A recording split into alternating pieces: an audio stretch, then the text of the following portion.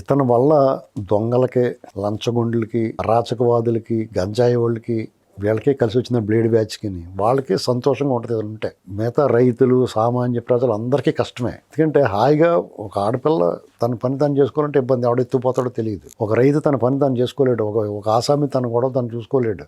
ఎందుకంటే ఎవడొచ్చి ఏ రకంగా అడ్డం పెడతాడో. చిన్న పని కూడా చేసుకోవాలంటే దౌర్జన్యం, దుర్మార్గమే చేసేవారు. వీళ్ళ దగ్గర దౌర్జన్యం, స్వేచ్ఛగా ఉంది. ఎవడన్నా సరే తను బాధ చెప్పుకోగలుగుతున్నాడు. ఇదిగో ఇలా నష్టం జరిగింది, ఇప్పుడు చెప్పుకుంటున్నారు కదా, ఇదిగో ఈ నష్టం మాకు జరుగుతుందని చెప్పుకోగలుగుతున్నారంటే వాళ్ళు స్వేచ్ఛనిచ్చారు. నీ హయాంలో ఎవడో చెప్పుకోలేదంటే నీ దగ్గర దుర్మార్గం జరగలేదని కాదు, నువ్వు మాట్లాడలేదు. అది నీకు వీళ్ళకి ఉన్న వ్యత్యాసం అది.